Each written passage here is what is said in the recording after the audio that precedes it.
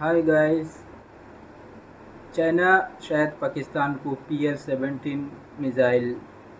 दे दिया है या देने वाले हैं। चलिए देखते हैं और समझते हैं PL-17 क्या है। बहुत ही बड़े नंबर के अंदर रिपोर्ट्स इमर्ज हो रही हैं Chinese PL-17 long range air to air missile और पाकिस्तान एयरफोर्स को लेकर कि चाइना की तरफ से यहाँ पर ये मिसाइल्स जो है वो पाकिस्तान एयरफोर्स को सप्लाई कर दी गई हैं या फिर की जा रही हैं और इनको PF की फ्लीट में जो J-10C एयरक्राफ्ट मौजूद है उनके साथ इंटीग्रेट किया जा रहा है। और इंटरेस्टिंगली ये जो रिपोर्ट्स हैं ये इस टाइम के ऊपर इंडिया के जो बड़े बड़े मीडिया हैंडल्स हैं, डिफेंस हैंडल्स हैं, उनकी तरफ से इस चीज को एक बहुत बड़े लेवल के ऊपर स्प्रेड किया जा रहा है। इसके ऊपर रिपोर्ट्स पब्लिश की जा रही हैं और जिस सडननेस के साथ मल्टीपल प्लेटफॉर्म्स के ऊपर इस न्यूज को स्प्रेड किया जा रहा है इसके ऊपर बात करना जरूरी है और इसको एड्रेस करना भी उतना ही जरूरी है। तो आज की इस वीडियो में हम लोग सोलली इस टॉपिक के ऊपर बात करेंगे कि पाकिस्तान एयरफोर्स का और चाइना की जो next generation air to air missile है PL-17 उसका क्या लिंकेज है, फ्यूचर में ये दोनों कंपोनेंट्स किस तरह से इंटरेक्ट कर सकते हैं। तो वीडियो जो है वो काफी ज्यादा इंपॉर्टेंट होने वाली है। लेकिन तो इस चैनल के ऊपर हम पहले भी PL-17 के कॉन्टेक्स्ट में बात कर चुके हैं कि किस तरह से ये एक next generation air to air missile है और आने वाले पाकिस्तान के जितने भी प्लेटफॉर्म्स हैं नेक्स्ट जनरेशन एयरक्राफ्ट है उनके साथ यहाँ पर किस तरह से इस मिसाइल की रिक्वायरमेंट जो है वो बढ़ेगी और पाकिस्तान एयरफोर्स इवेंचुअली इसको अक्वायर करने की डायरेक्शन में जाएगी। एंड ये चीज हम लोग क्यों इस वजह से इतना ज्यादा पुश कर रहे हैं, बिकॉज ये जो PL-17 मिसाइल है इसकी कैरेक्टरिस्टिक्स काफी ज्यादा इंटरेस्टिंग है एंड चाइना में ही इस मिसाइल को प्रॉपर एक इवैक्स किलर मिसाइल के तौर के ऊपर मार्केट किया जाता है जिसकी रेंज जो है वो ±400 किलोमीटर की है। बाकी जो है वो फिर लॉन्च पैरामीटर्स के ऊपर डिपेंड करता है। रेंज आपको कई मामलों में कम भी देखने को मिलती है और रेयर कंडीशंस में यहाँ पर आपको रेंज ज्यादा भी देखने को मिलती है, लेकिन इसमें जो मिड पॉइंट है वो 400 किलोमीटर का है। और पर्टिकुलरली ये जो 400 किलोमीटर की रेंज है ये स्लो मूविंग एयरक्राफ्ट या फिर स्लो मूविंग टारगेट्स के लिए है, जैसे कि आपके जो मल्टी मिशन एयरक्राफ्ट हैं या फिर स्पेशल मिशन एयरक्राफ्ट होते हैं जो कि नॉर्मल एयरक्राफ्ट के ऊपर बेस्ड होते हैं और स्लो मूव करते हैं। इवैक्स हो गया, रिफ्यूलर टैंकर हो गया, उसके बाद इलेक्ट्रॉनिक वॉरफेयर एयरक्राफ्ट हो गए। इस तरह के जो स्पेशल मिशन एयरक्राफ्ट है जो स्लोली मूव करते हैं उनके अगेंस्ट में ये मिसाइल जो है वो बहुत ही ज्यादा इफेक्टिव है और 400 किलोमीटर के ऊपर उन प्लेटफॉर्म्स को हिट करने की कैपेबिलिटी रखती है। तो अब इतनी रेंज को अचीव करने के लिए ऑब्वियसली यहाँ पे मिसाइल का जो वेट है ओवरऑल वो काफी ज्यादा हैवी है। रिलेटिवली यहाँ पर मीडियम और हैवी साइज के जो फाइटर एयरक्राफ्ट है वो सिर्फ इस मिसाइल को कैरी कर सकते हैं। ऑल्दो यहाँ पर चाइना की तरफ से इसका जो प्रोपेलेंट है वहां पर जेल बेस्ड प्रोपेलेंट का इस्तेमाल किया जाता है जो कि सॉलिड और लिक्विड प्रोपेलेंट के कंपैरिजन में काफी ज्यादा एफिशिएंट है और लॉन्गर रेंज को अचीव करने में हेल्प आउट करता है। इसी के साथ साथ मल्टीपल रिपोर्ट्स ये भी हैं कि ये मिसाइल जो है वो एक्चुअली में ट्रिपल पल्स मिसाइल है। इसके कंपैरिजन में यहाँ पर जो PL-15 है वो एक डुअल पल्स मिसाइल है, तो वहां पर रेंज जो है वो आपको 200 किलोमीटर के आसपास मिल जाती है। लेकिन क्योंकि यहाँ पर इस मिसाइल का रोल ही एक वेरी लॉन्ग रेंज के ऊपर टारगेट को हिट करना है, तो यहाँ पर ऑब्वियसली एडिशनल कैपेबिलिटीज को ऐड किया गया है और कहीं ना कहीं ये जो सारी कैपेबिलिटीज है इसको एक स्ट्रेटेजिक वेपन सिस्टम बनाती हैं एज कम्पेयर टू जो आपके regular air to air missile होते हैं उनके कंपैरिजन में। और इसका जो यूजेज है वो फिर इसी हिसाब से यहाँ पर रेयर केस सिनेरियोज में होता है। जब आपने एनिमी के बड़े और हाई वैल्यू एयरक्राफ्ट को हिट करना हो तभी आप इस मिसाइल को अपनी इन्वेंट्री में से निकाल के एयरक्राफ्ट के ऊपर अपने फाइटर प्लेटफॉर्म के ऊपर माउंट करके मिशन को परफॉर्म करते हैं। रेगुलरली आप ऐसी मिसाइल्स का इस्तेमाल नहीं करते। अब ये जो इंडियन रिपोर्ट है इसमें यहाँ पर स्पेसिफिकली इस चीज को मेंशन किया गया है कि चाइना की तरफ से ये जो PL-17 मिसाइल है वो पाकिस्तान एयरफोर्स को प्रोवाइड करवाई जा रही है और ये इनके J-10C एयरक्राफ्ट के ऊपर इंटीग्रेट की जाएगी। एंड J-10C का हम सबको पता है कि एक मीडियम कैटेगरी का कॉम्बैट एयरक्राफ्ट है, तो यहाँ पर PL-17 अगर J-10C के साथ इन दिस केस इंटीग्रेट की जाती है तो ये एयरक्राफ्ट बामुश्किल एक PL-17 को अपने सेंटर लाइन पायलॉन के ऊपर कैरी कर सकता है, अनलाइक PL-15 जिनको ड्यूल इजेक्टर एक्स के ऊपर कैरी किया जाता है। तो जिन लोगों के माइंड में एक डाउट है कि क्या पाकिस्तान इस टाइम के ऊपर PL-17 को ऑपरेट कर सकता है, तो बिल्कुल हमारे पास ऐसे प्लेटफॉर्म मौजूद हैं J-10C की सूरत में जो कि इस मिसाइल को एम्प्लॉय कर सकते हैं। लेकिन जो चीज इस टाइम के ऊपर हमारे पास लैक करती है, PF की फ्लीट में लैक करती है, वो एक लॉन्ग रेंज इवैक्स है जो कि हेल्प आउट करेगा इस मिसाइल को लॉन्ग रेंज के ऊपर एम्प्लॉय करने में। वो इस टाइम के ऊपर हमारे पास नहीं है। हमारे पास जो हमारा इकलौता इवैक्स है वो SAP 2000 ARI है जिसकी जो रेंज है वो ही तकरीबन 450 किलोमीटर की है। ऑल्दो यहाँ पर 2-वे डेटा लिंक के साथ आता है और इसी कैपेबिलिटी को मेक स्टैंड ऑफ में हमने प्रूव भी किया है, लेकिन इस टाइम के ऊपर पाकिस्तान एयरफोर्स इस मिसाइल के पूरे पोटेंशियल को यूटिलाइज नहीं कर सकती, सिंपली बिकॉज उतनी रेंज तक हमारे पास गाइडेंस प्रोवाइड करने के लिए कोई प्लेटफॉर्म मौजूद नहीं है। हाँ, ये चीजें जो है वो फ्यूचर में बहुत अच्छे तरीके से और बहुत जल्दी चेंज हो सकती हैं जब चाइना से जो नेक्स्ट जनरेशन प्लेटफॉर्म है वो पाकिस्तान में लैंड हो गए। उनमें J-35 एयरक्राफ्ट भी मौजूद है एंड साथ ही साथ एक नेक्स्ट जनरेशन एवैक्स भी मौजूद है जो कि हमारे करंट एवैक्स से लॉन्गर रेंज प्रोवाइड करेगा और लॉन्ग रेंज की वेपनरी को यहाँ पर एम्प्लॉय करने में हमें हेल्प आउट करेगा। तो आ जाकर बात जो है वो यहाँ पर J-35 एयरक्राफ्ट के ऊपर आ जाती है, बिकॉज हम सबको पता है कि एक नेक्स्ट जनरेशन एयरक्राफ्ट है और इसका इकोसिस्टम पाकिस्तान के अंदर बिल्ड करने के लिए पाकिस्तान एयरफोर्स को इसके साथ एसोसिएटिंग नेक्स्ट जनरेशन इक्विपमेंट भी चाहिए, जहां पर ये next generation air to air missiles और इनके साथ ही लॉन्ग रेंज के नेक्स्ट जनरेशन इवैक्स भी शामिल है। क्योंकि यहाँ पर इंडिया की तरफ से एक S-400 जैसा सिस्टम जो है वो टाइमली एम्प्लॉय कर दिया गया है, इवन दो उनको मई के अंदर लॉसेस देखने पड़े, लेकिन वो यहाँ पर रैपिडली इन लॉसेस की भरपाई कर रहे हैं, रशिया से एडिशनल सिस्टम्स को अक्वायर कर रहे हैं। तो नेक्स्ट कॉन्फ्लिक्ट में भी पाकिस्तान को यहाँ पर स्टैंड ऑफ फाइट लेनी पड़ेगी, स्टैंड ऑफ रेंज के ऊपर रहकर हमें अपने वेपन सिस्टम को एम्प्लॉय करने का। और अगर हमें स्टैंड ऑफ रेंज के ऊपर रहना है तो डेफिनेटली हमें अपनी रेंज जो है, जिस रेंज तक हम टारगेट्स को स्कैन कर सके, वेपन को एम्प्लॉय कर सके, उस रेंज को हमें इंक्रीज करना है। एंड चाइना की ये जो नेक्स्ट जनरेशन वेपन सिस्टम्स है, एयरक्राफ्ट है, ये इस पूरी गेम के अंदर एक बहुत वाइटल रोल प्ले करते हैं। और साथ ही साथ नो डाउट यहाँ पर पाकिस्तान एयरफोर्स फ्यूचर में इन प्लेटफॉर्म्स को अक्वायर जरूर करेगी, बिकॉज ना सिर्फ हमें यहाँ पर इंडिया से एमिनेट होने वाले थ्रेट्स को काउंटर करना है, बल्कि उनके ऊपर एक डोमिनेंस को बिल्ड करना है, एक डोमिनेंस को परमानेंट करना है, ताकि फ्यूचर में जब भी कोई कॉन्फ्लिक्ट का टाइम आए तो जो कुछ हमने 7 मई को अचीव किया, अगली दफा हम उससे भी बेटर परफॉर्म कर पाए। सो आई होप यहाँ पर ये जो सारे टॉपिक्स हैं वो क्लियर हैं। अगर इनसे रिलेटेड कंफ्यूजन है तो काइंडली उसको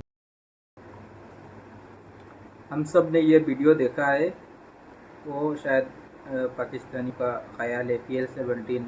आने के बाद वो पता नहीं सुपर वॉर बन जाएंगे, लेकिन ऐसा कुछ बात है नहीं। हाँ, ओबियसली वो PL-17 आने के बाद उनके एयरफोर्स में यानी लॉन्ग रेंज BBR कैपेबिलिटी काफ़ी हद तक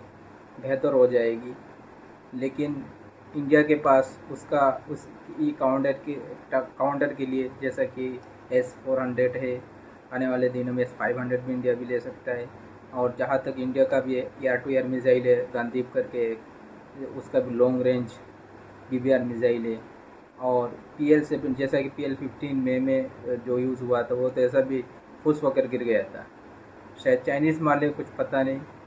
PL-17 भी लाए, ऐसा ही हाल हो सकता है जैसे PL-15 का हुआ था। और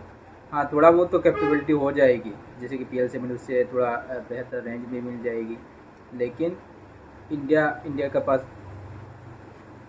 उसको काउंटर करने के लिए बहुत सारा संसाधन है और ऐसा कोई ख़ास उनको कोई सुपर वॉर नहीं बनने वाले पाकिस्तान वाले। चलिए इस वीडियो में इतने ख़त्म करते हैं।